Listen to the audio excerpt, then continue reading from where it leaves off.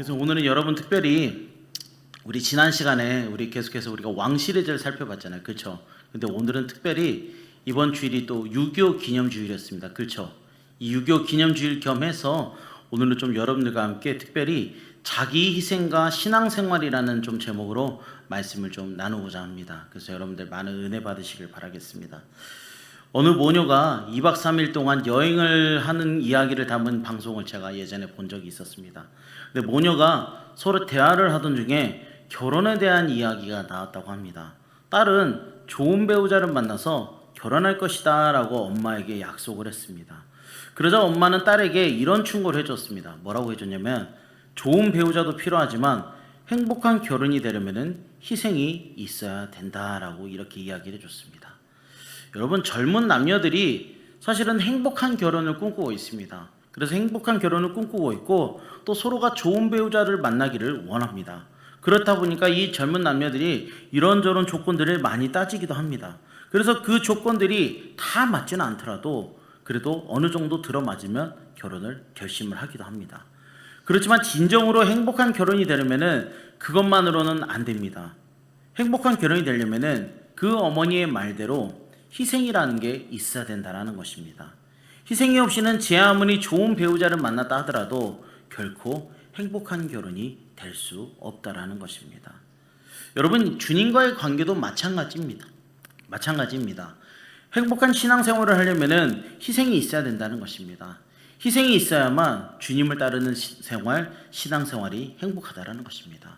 특별히 오늘 본문은요, 이스라엘 백성들이 자신을 희생해가면서 전투를 치르는 모습을 볼 수가 있는데, 오늘 본문은 여러분들 다 아시는 본문이기도 합니다.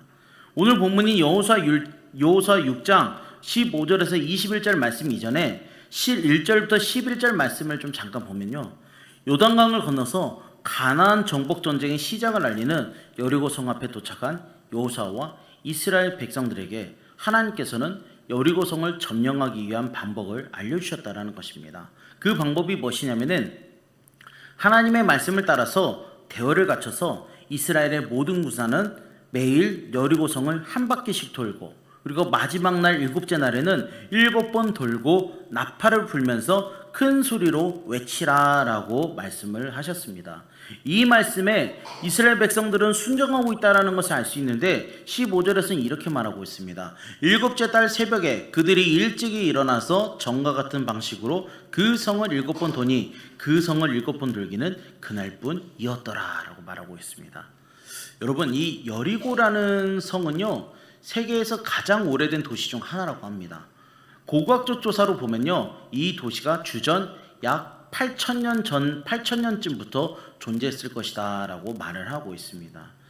여리고는 광야, 사막 한가운데 있는 오아시스로서 굉장히 비옥한 지역에 건설되었습니다.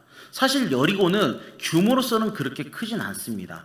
규모로서 크진 않지만 근데 여리고는요, 세계에서 가장 오래된 성벽 도시로서 잘 조직되고 번영하던 도시였습니다. 그리고 여리고는요, 방어 체계가 뛰어난 성벽 도시였습니다. 우리 한번 화면을 보여주시겠어요?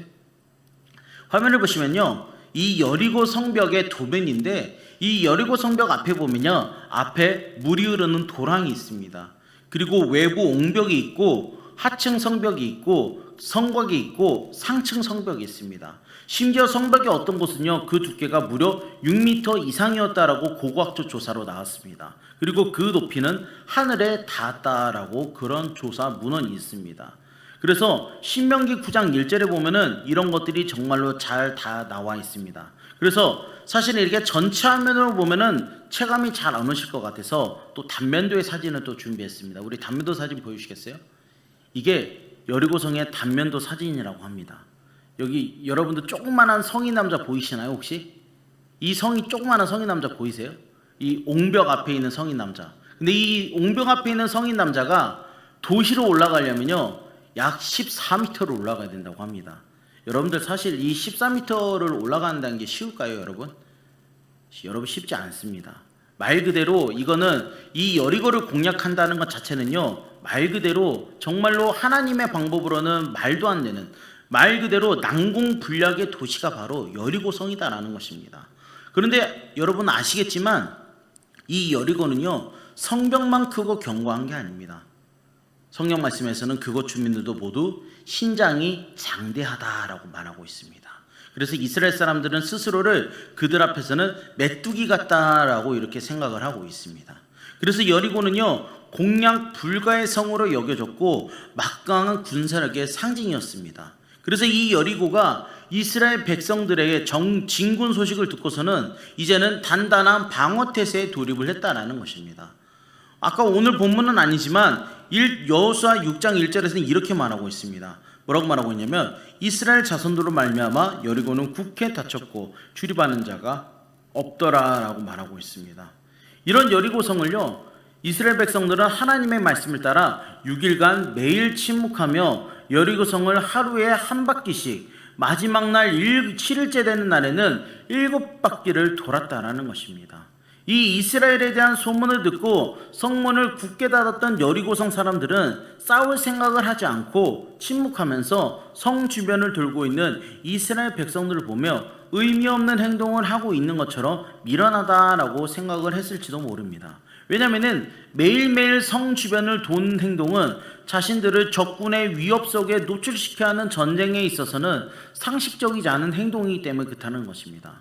여러분, 모든 전투의 기본은요, 아군은 노출하지 않으면서 최대한 적군의 위치를 파악해서 효과적인 전략을 통해서 아군의 사상자를 최대한 줄이면서 승리하는 게 전투의 기본입니다. 이것은 우리나라 육군 교본에도 이렇게 나와 있습니다.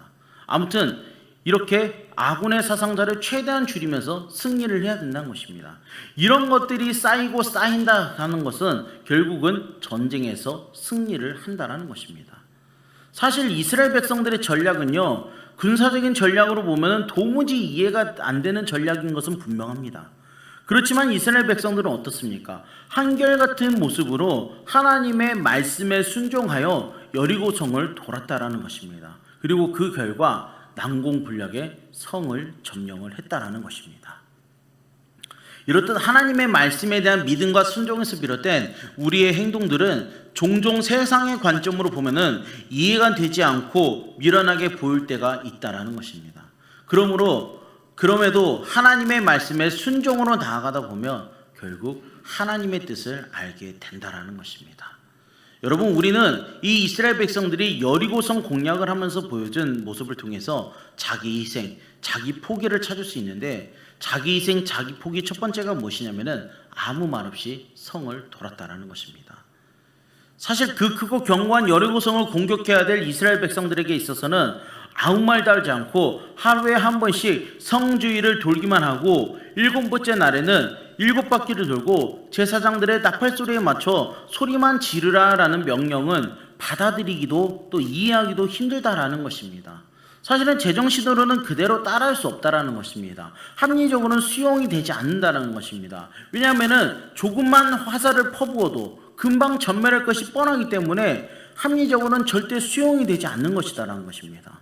그럼에도 불구하고 이들은 아무 소리 하지 않고 그 말씀대로 행한 것은 엄청난 자기 포기가 있었기 때문에 가능했다라는 것입니다.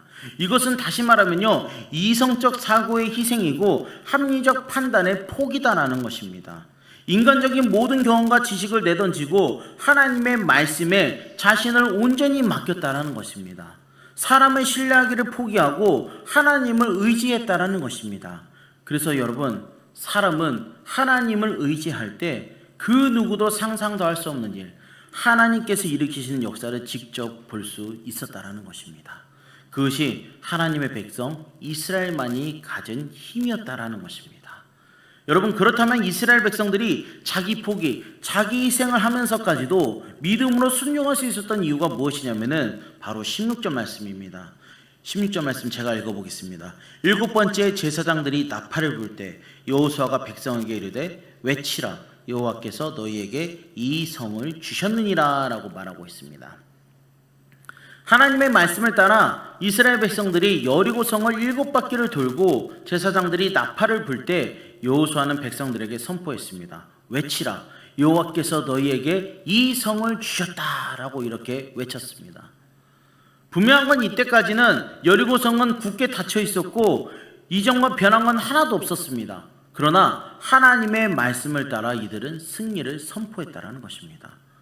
어떻게 여호수아는 승리를 선포할 수 있었냐면은 바로 하나님께서 6장 2절을 통해 이스라엘 백성들에게 여리고와 그 왕과 용사들을 넘겨주겠다라고 말씀하셨기 때문이다라는 것입니다. 여기에서 주었다, 이 주었다라는 표현은요, 내가 무엇을 열심히 해서 차지하는 것이 아니라 이미 완결된 끝난 일을 말하고 있다라는 것입니다. 다시 말하면 이미 승리는 주어졌고 이미 이긴 싸움이다라는 것입니다. 그렇기 때문에 그리스도인들의 삶이라는 것은요, 내 능력 가지고 쟁취하고 탈취하는 것이 아니라 하나님이 우리에게 주신 것에 믿음으로 순종하며 걸어가는 여정이라는 것을 여러분 기억하시길 바라겠습니다. 계속해서 말씀을 보면요, 여리고성이 무너질 때 이스라엘 백성들은 무엇을 해야 되는지를 말씀하고 있는데 17절부터 19절입니다. 우리 한번 다 같이 한번 읽어보겠습니다. 17절부터 19절입니다. 시작. 이 성과 그 가운데 있는 모든 것은 여호와께 온전히 바치되 기생 라합과 그 집에 동거하는 자는 모두 살려주라. 이는 우리가 보낸 사자들을 그가 숨겨주었음이니라. 너희는 온전히 바치고 그 바친 것 중에서 어떤 것이든지 취하여 너희가 이스라엘 진영으로 바치는 것이 되게 하여 고통을 당하게 되지 아니하도록 오직 너희는 그 바친 물건에 손대지 말라. 은금과 동철 기구들은 다 여호와께 구별될 것이니 그것을 여호와의 곳간에 들을지니라 하니라. 여리고성이 무너질 때 이스라엘 백성들은 무엇을 해야 되는지를 보면 먼저 여리고성을 하나님께 바친다라고 말하고 있습니다. 그리고 라합과 그 집에 동거하는 자는 모두 살려주라라고 이야기를 하고 있습니다. 여러분, 라합과 그녀의 가족들이 구원을 받을 수 있었던 이유는 여러분들 잘 아시겠지만 라합이 어떻습니까? 정탐꾼들을 숨겨주었습니다. 위험을 무릅쓰고 정탐꾼을 숨겨줬을 뿐만 아니라 이스라엘의 하나님에 대한 믿음의 고백을 통해 정탐꾼 간에 약속이 있었기 때문이다라는 것입니다. 그래서 어떻습니까? 그 붉은 줄을 내걸어서 이마만큼 우리 라합의 집을 표시하고 이스라엘 백성들이 그 성을 점령할 때 라합의 가족의 목숨은 살려주겠다라는 그런 약속을 했다라는 것입니다. 따라서 여호수아는 전쟁에서 획득한 전리품을 하나님께 바치라라고 말을 하고 있습니다. 일반적으로 전쟁에서 승리한 나라는 고대나 지금이나 보면요, 가축이나 사람이나 은금과 같은 전리품들을 취하게 된다는 것입니다. 하지만 여호수아는 어떻습니까? 여리고 성 안에 있는 그 어떤 것이든 취하지 말고 손을 대지 말라라고 이야기를 하고 있습니다. 왜냐면요, 여리고는 하나님께 대한 순종으로 가나안에 입성하는 첫 사건이기 때문에 그렇다는 것입니다. 여기에서 하나님께 바치다라고 번역된 히브리어가 뭐냐면은 헤렘이라는 단어인데, 이 헤렘은 금지된 물건, 금지함으로써 봉헌된 것이다 라는 그런 뜻을 가지고 있다라는 것입니다. 이처럼 하나님께 헤렘으로 드려진 것은요, 사람이든 가축이든 토지든 그 땅에서 얻은 전리품들은 모두 하나님께 드려져 그 누구도 취하지 않음으로써 이 전쟁이 하나님의 승리라는 것을 인정한다는 것입니다. 더 나아가서는 순종한다는 것입니다. 만일 이스라엘이 자신의 욕망에 따라 하나님이 금지한 그 전리품을 취한다는 것은 결국에는 하나님이 아닌 내 힘으로 승리했다라는 것이고, 다른 의미로는 순종이 아닌 하나님에 대한 배반이자 일반적인 침략에 불과했음을 증명한다는 것입니다. 분명한 것은 이스라엘 백성은 이 명령도 순종했다는 것입니다. 물론 이 명령에 대한 이스라엘의 순종은 완벽한 것이 아니었습니다. 뒤에 나오는 여호수아 7장 1절이 그것을 밝히고 있습니다. 뭐라고 말하고 있냐면은 이스라엘 자손들이 온전히 바친 물건으로 말미암아 범죄하였으니 이는 유다 지파 세라의 증손 삽디의 손자 갈미의 아들 아간이 온전히 바친 물건을 가졌습니다. 여호와께서 이스라엘 자손들에게 진노하시니라 라고 말하고 있습니다. 여러분, 아간이라고 하는 자가 시날산의 아름다운 외투 한 벌, 은 200세겔, 또 그 무게가 50세겔 되는 금덩이 하나를 훔쳤다라고 말하고 있습니다.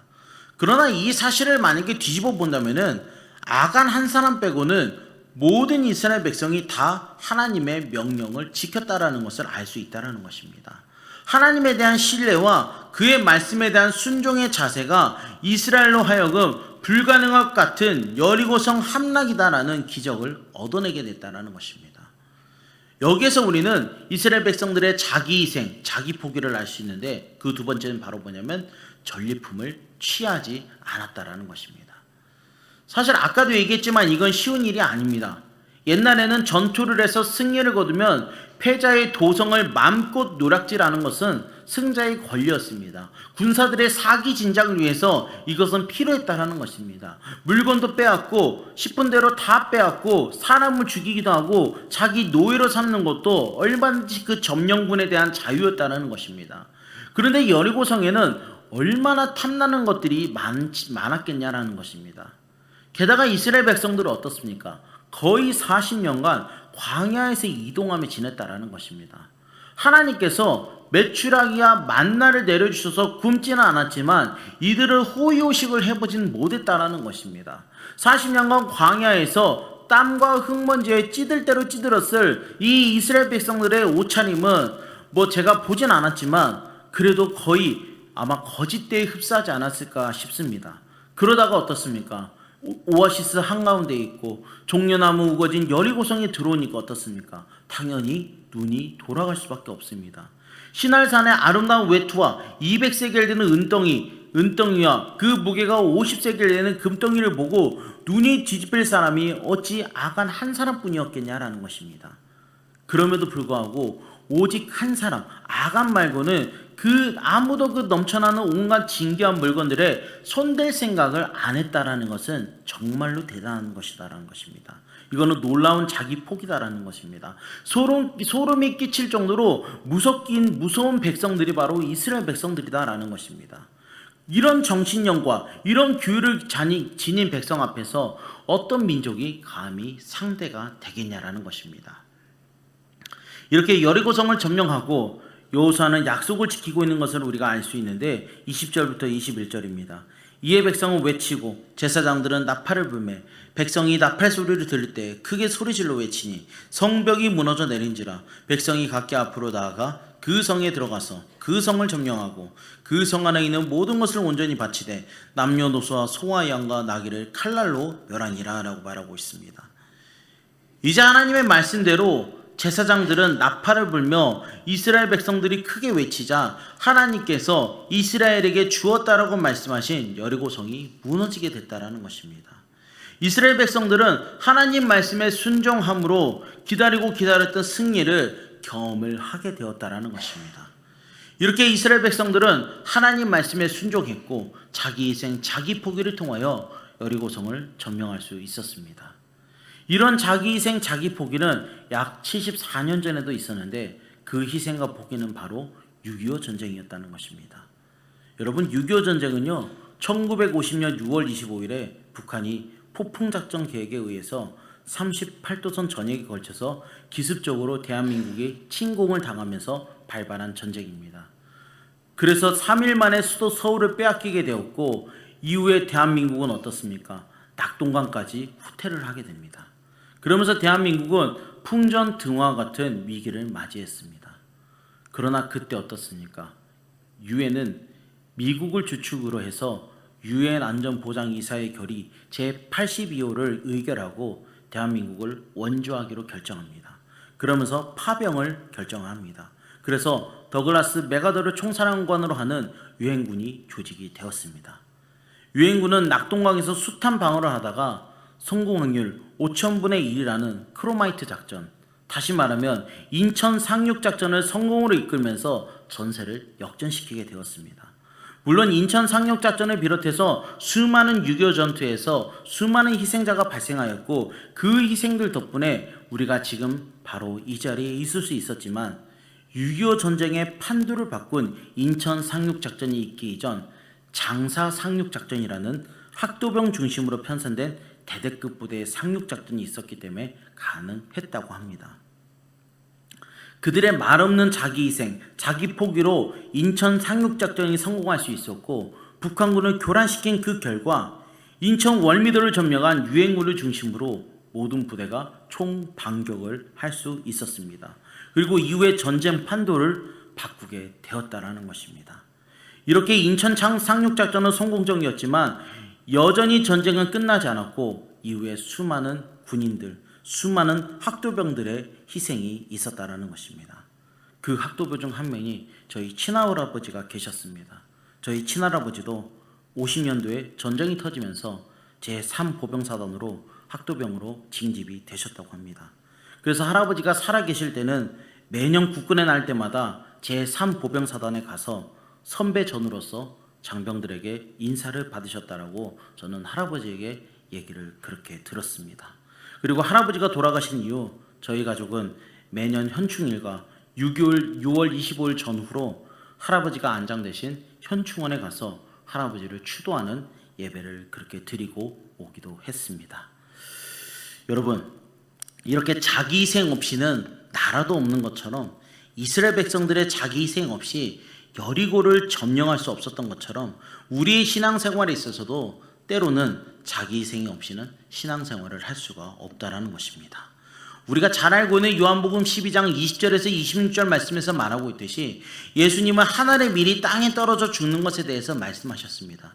그러면서 26절에서 이렇게 말씀을 하시는데 요한복음 12장 26절에서 이렇게 말하고 있습니다. 사람이 나를 섬기려면 나를 따르라. 나 있는 곳에 나를 섬기는 자도 거기 있으리니 사람이 나를 섬기면 내 아버지께서 그를 귀히 여기신다라고 말하고 있습니다.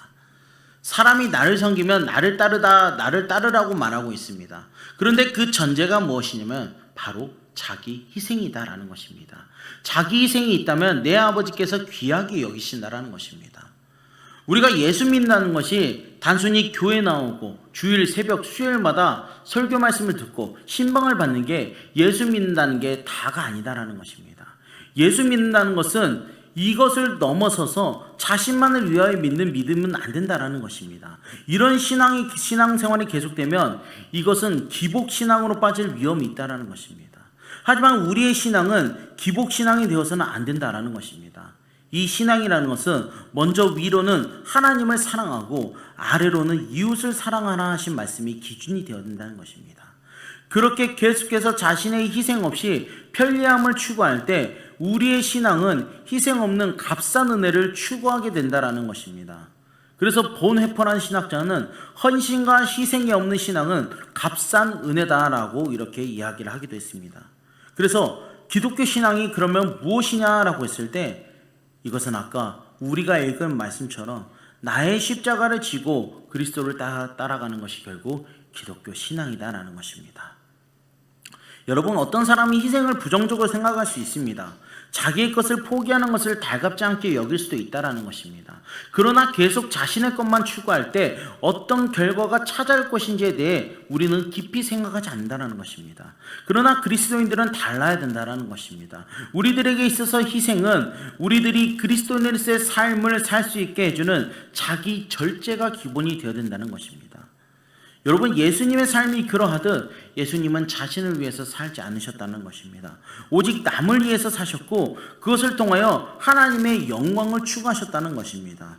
주님은 종이 되고 섬기러 오셨다라고 말하고 있습니다. 그래서 이웃을 돌아보지 않는 신앙은 신앙이 아니고 자신만 구원받으려는 얕은 믿음은 이기주의적인 신앙생활이다라는 것입니다. 자기의 십자가를 진다라는 것은 100% 자신의 희생을 말한다는 것입니다. 하나님을 존중하는 사람은 이웃도 존중 여기고 하나님이 세운 권위도 존중하는 사람이라는 사실을 여러분들 기억하시길 바라겠습니다. 말씀을 정리하겠습니다. 여러분, 성도는 언제나 자기 중심의 생각과 행동이 아닌 하나님 중심의 사고와 행동을 지녀야 된다는 것입니다. 하나님 중심의 사고와 생각이 바탕이 되면 이것은 결국 자기 희생으로 나아갈 수 있다라는 것입니다. 우리 모두가 이 영광의 나라를 소망하며 직장, 학교, 또 다양한 만남의 관계 속에서 여러분 주님의 사랑으로 섬김의 본을 보이는 여러분들이 되시길 바라겠습니다. 말씀 한 구절 읽고 마치겠습니다. 이는 너희가 흠이 없고 순전하여 어그러지고 거스르는 세대 가운데서 하나님의 흠없는 자녀로 세상에서 그들 가운데 빛들로 나타내며 생명의 말씀을 밝혀 나의 다름질이 헛되지 아니하고 수고도 헛되지 아니하므로 그리스도의 날에 내가 자랑할 것이 있게 하려 함이라.